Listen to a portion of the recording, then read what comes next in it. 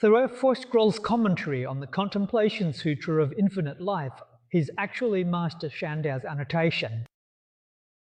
Pay special attention to his annotations on the chapter on the highest level of rebirth. His commentary on that section is very detailed. We've actually gone through this entire sutra before, and we've also specifically discussed this section on the highest grade of rebirth. I remember I talked about this part, and I went into great detail. If you truly master this section, your mind will have a firm anchor and won't be shaken.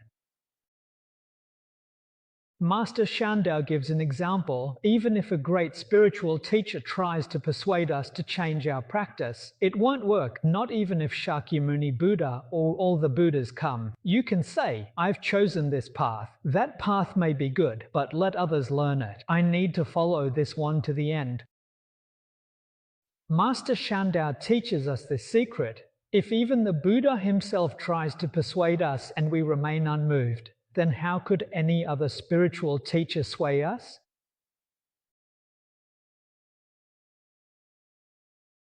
Master Shandao really gave a great example.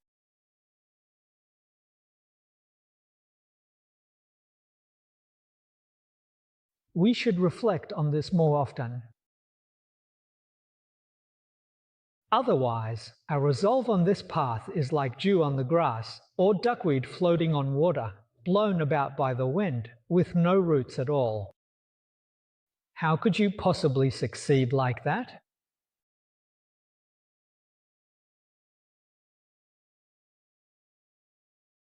The World-Honored One was truly compassionate to the utmost, fully aware of the shortcomings of beings in the age of decline.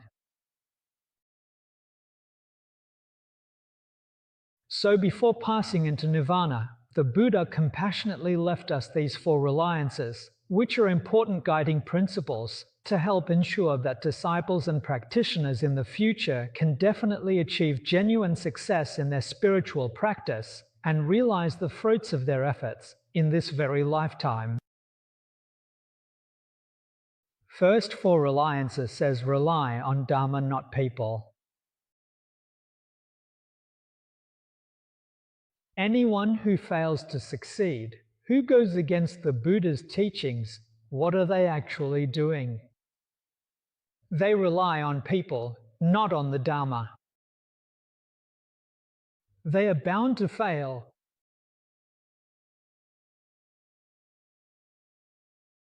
We must firmly remember this teaching from the World-Honored One.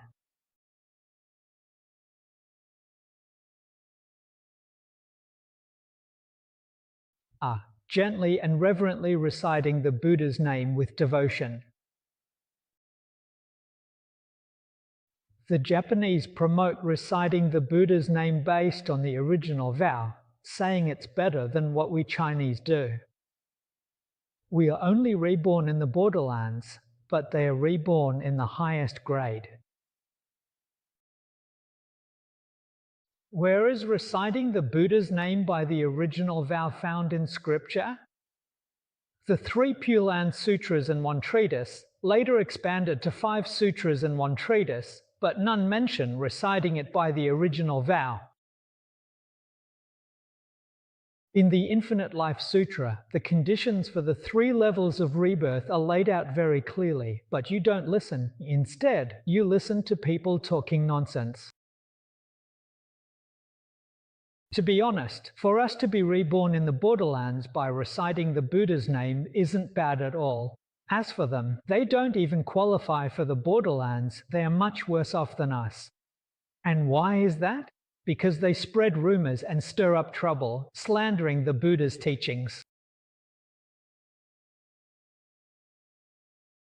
That's what they are doing. They undermine your faith and cut off the chance for all sentient beings to develop their wisdom life. Just think about how terrifying that is. Right?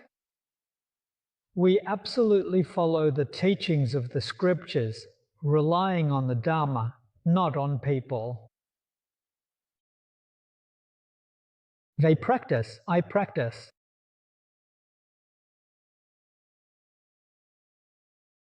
You might have heard about Elder Monk Lixing's early years when he had an apprentice who was a builder. The apprentice didn't know anything at all, so the elder monk just taught him to recite Namo Amida Buddha. He told him to focus on chanting. If you get tired, rest, and once rested, return to chanting. After 3 or 4 years, the man died standing.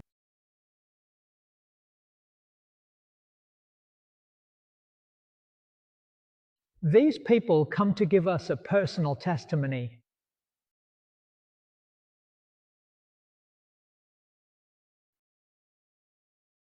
Why did he have this kind of skill? It's because he just kept reciting Amitabha Buddha, and his mind was completely focused on Amitabha Buddha. Apart from Amitabha Buddha, there were no stray thoughts, no discrimination, no attachments, and no distractions in his mind. He did it with his whole heart. Infinite Life Sutra gives secret of chanting Buddha's name, give rise to body, mind, and practice single-minded recitation. So, did the carpenter from Golu develop the body-mind? The master explained, what is the body-mind? He didn't understand. But did he have that intention in his heart? He didn't even realize it. Master Oyu Yi put it well in the essential explanation of the Amitabha Sutra. He says, single-mindedly, wholeheartedly, one seeks rebirth in the land of ultimate bliss. To be single-mindedly focused on seeing Amitabha Buddha, this very intention is the unsurpassed body-mind. This way of explaining it, none of the ancient masters before Master Oyu Yi ever said it like this. Never found it in written records. Was Master Oyu Yi right in what he said? If we think it over carefully, what he said is spot on. If your heart turns to the Buddha, if that's not body-mind, what mind is it?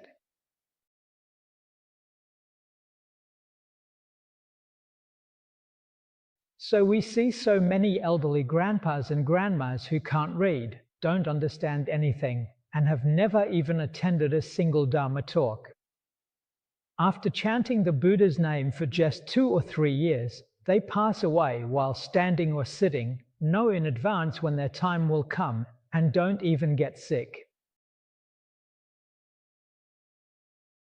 They pass away with such auspicious signs. It's all because of their single-minded focus.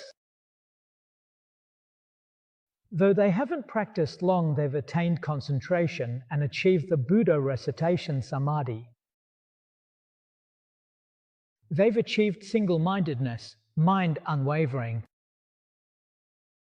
Everything is clear and understood. He went to paradise and he succeeded.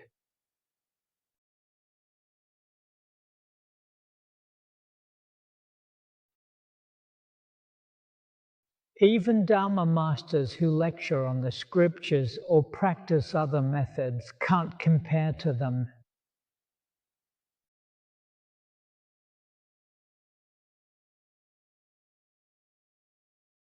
In what way can't they compare? Cause people focused way.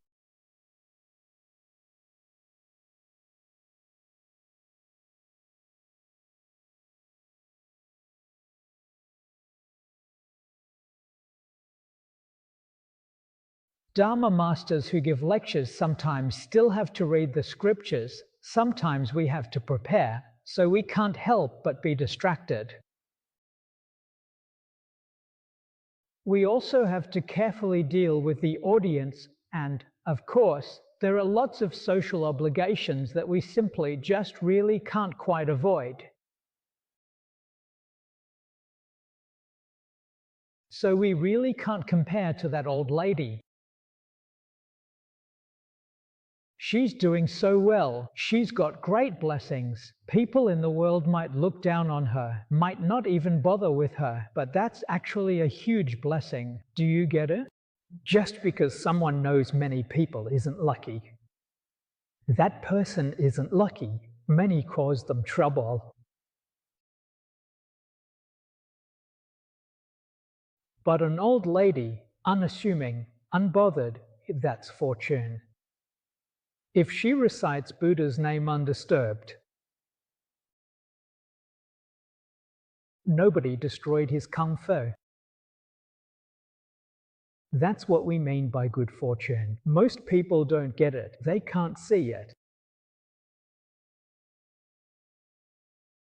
You don't know who truly has great blessings. You know those with none. They think, oh, this person has great blessings, many social interactions, and is busy all day. But in the end, they end up in the three evil paths. Where are his blessings? That's actually the karmic result of the three evil paths. Now, someone without wealth, status, or respect, but devoted to reciting the Buddha's name, their karmic reward is in the Pure Land, right next to Amitabha Buddha every day. But who understands this? In short, you must truly be the master of your own mind, and never, under any circumstances, let any situation deeply unsettle or shake you. As for me, we follow the Amitabha Sutra and the Infinite Life Sutra and practice the four methods of reciting the Buddha's name. We choose to practice the method of reciting the Buddha's name, holding on to that single name right to the end.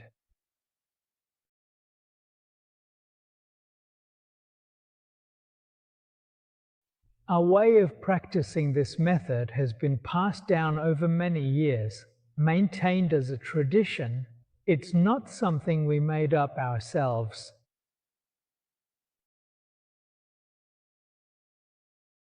My method was passed down to me by Teacher Li, who, in fact, was passed down to me by Master Yin Guang.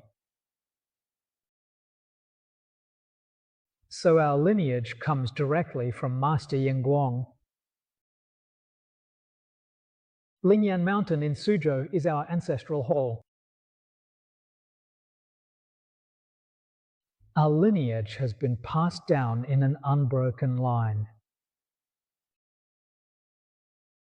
There are countless people who have achieved success by practicing this method, far too many to count.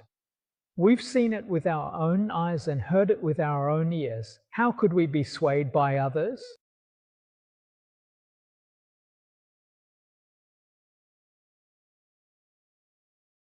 Why do we have no confidence in practice? If you listen to gossip and ask me, you are making a mistake. When you ask me, I know you lack confidence. If you had confidence, why say this?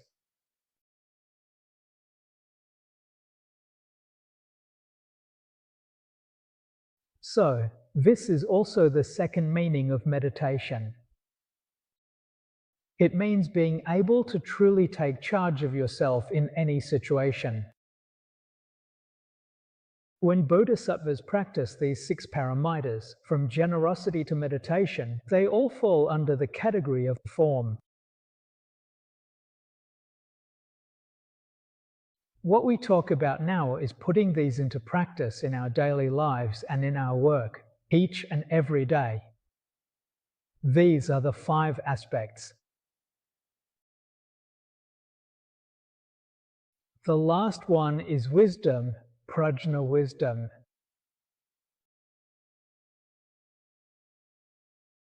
Wisdom isn't something tangible. There's no form or appearance you can look for in wisdom. But wisdom is the key to all practice. So where does prajna manifest? It shows itself through the previous 5 forms. How does it show? Well, whether you have wisdom or not, it's obvious. Silence. lingering stillness. If you practice without attachment or discrimination, then you have wisdom. That's what we call prajna within. If you still practice with discrimination and attachment, you don't have wisdom, you don't have prajna. For the first five, if there's no wisdom, then it can't be called a paramita.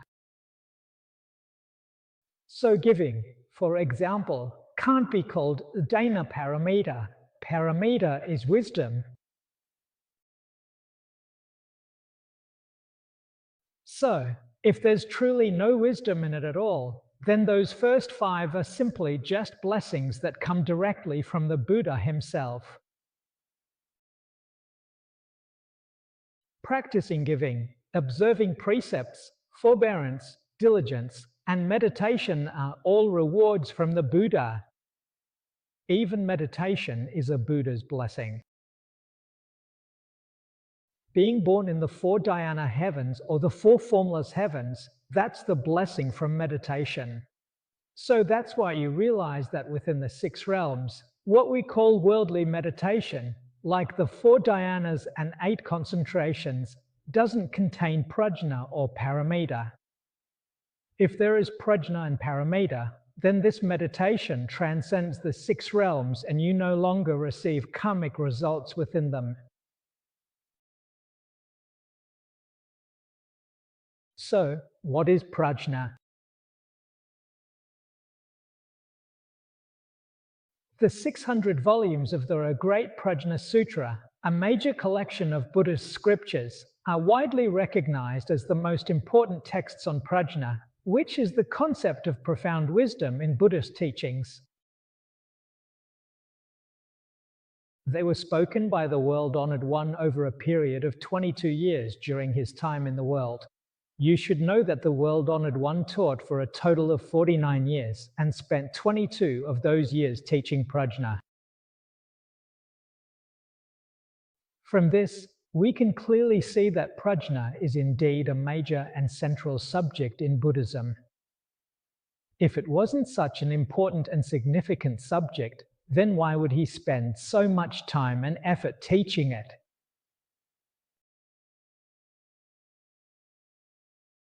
It's the main text of study for all great Mahayana bodhisattvas, with Manjushri Bodhisattva as the representative.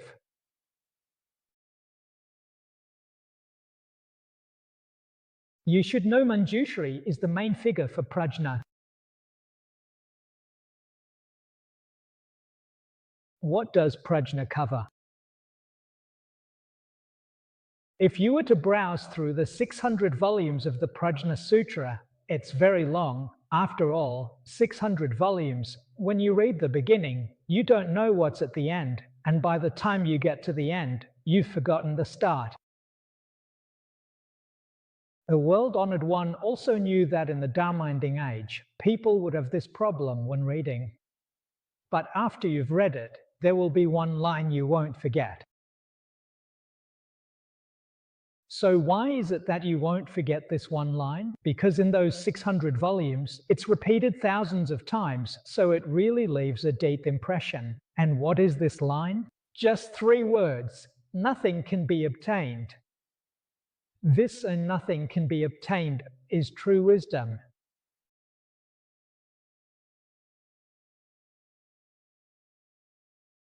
All phenomena, whether worldly or beyond the world, can't be obtained. Why is that? Because they arise from causes and conditions. These phenomena aren't real, they are false. If you can see this, if you can truly and deeply realize it in your heart, then that's true wisdom. The Diamond Sutra clearly tells us that the 3 minds cannot be obtained. A past mind can't be obtained, the present mind can't be obtained, and the future mind can't be obtained. Details omitted. Well, a couple of years ago, we went through the entire Diamond Sutra here, And as you might imagine, it took quite a long time. Talked 4 months.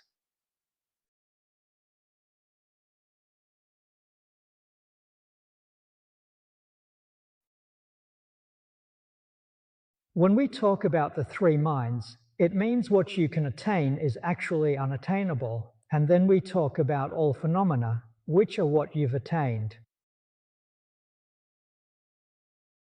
The Buddha gave us a summary in the scriptures. All phenomena are like clouds, deep and unfathomable. Anything that arises from causes and conditions has no inherent nature. If you truly understand its emptiness, you'll see that it cannot be grasped. This is to tell you that both what can be attained and what is attained are ultimately unattainable. This is true wisdom. So, in the final verse, the Buddha sums it up. All conditioned phenomena are like dreams, illusions, bubbles, shadows, like dew or a flash of lightning. You should view them in this way. This is prajna. This is real wisdom. All conditioned phenomena means all things and all dharmas. You see, quite a few of you fellow practitioners here have read the treatise on the 100 dharmas.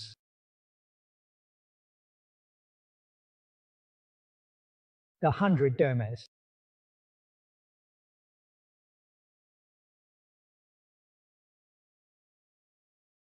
Is simply an explanation of a single sentence spoken by Shakyamuni Buddha. When the Buddha preached the sutras, he often said that all dharmas are fruitless.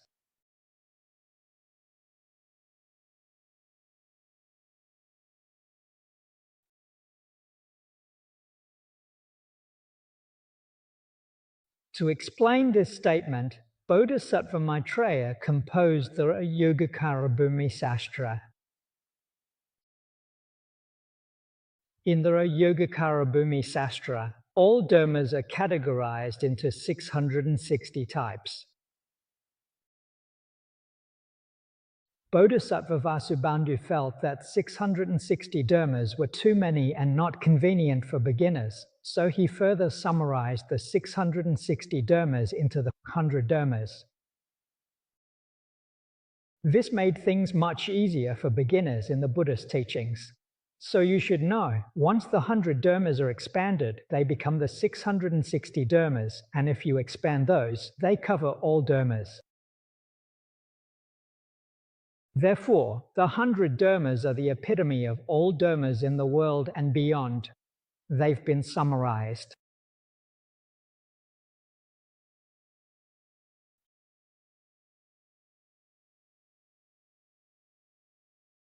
Among them, there are, in fact, conditioned dharmas, which make up 94 types. There are 6 types of unconditioned dharmas. So, as the Prajnaparamita Sutra says, all conditioned dharmas refer to the first 94 dharmas in the 100 dharmas, and they are all like dreams, illusions, bubbles, and shadows. Within these 94 dharmas, just think about it. There are the 8 types of consciousness, 50 mental factors, 11 material forms, and 26 afflictive mental factors.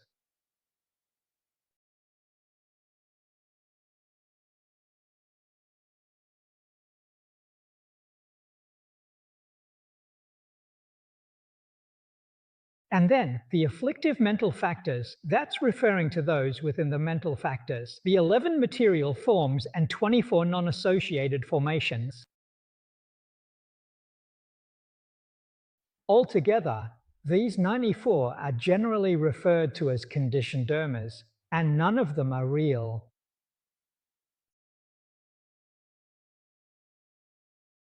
Buddha used dreams, illusions, bubbles, shadows.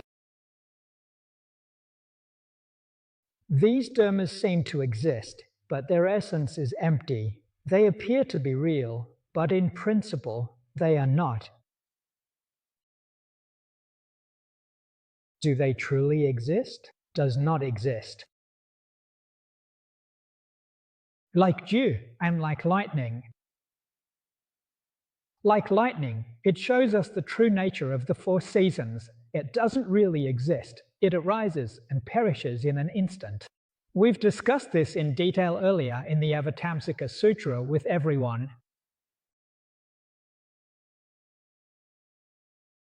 We misunderstand, think these phenomena exist. What's really going on here? The appearance of continuity. So this continuity is like dew.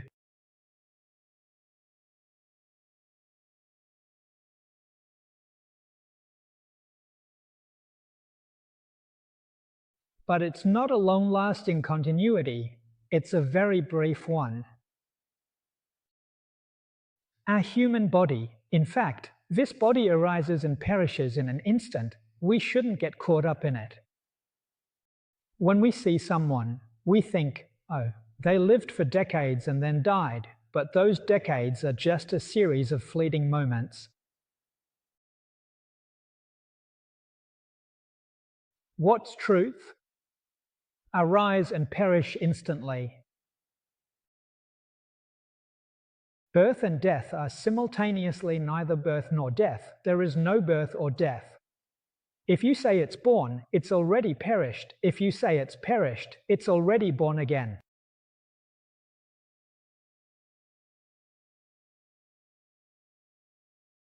The Buddha said this phenomenon is neither permanent nor ceasing.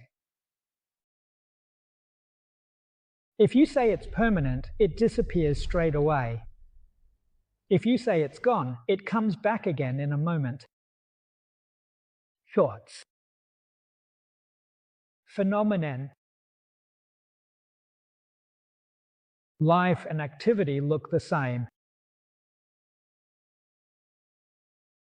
So, all phenomena are neither permanent nor cut off, neither one nor different. This is the real truth of the four times. If you can really understand and see clearly the truth of the four times, then you are truly wise. That's why bodhisattvas appear in the world to teach and guide sentient beings.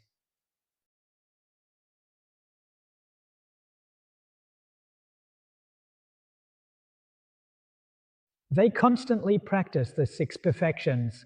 It goes on for a very long time. It never stops, ever. But when practicing the six perfections, you must never become attached.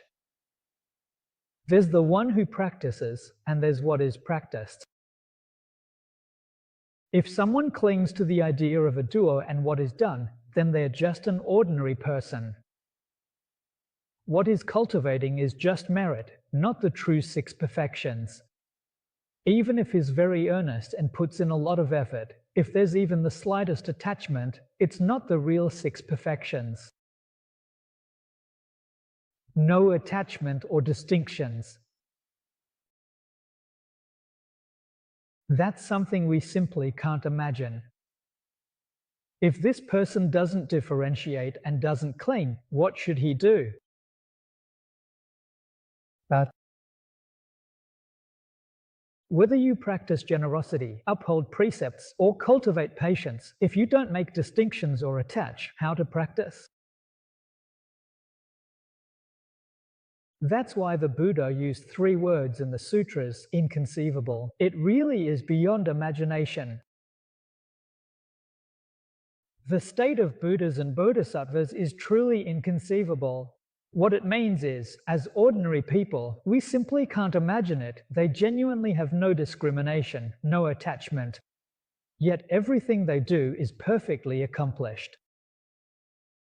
They handle things thoroughly, and there's no thoughts arising, no movement of mind, no discrimination, and no attachment. If you ask them how they managed to achieve this, it's simply inconceivable. We say inconceivable, but it explains nothing. You'll feel it.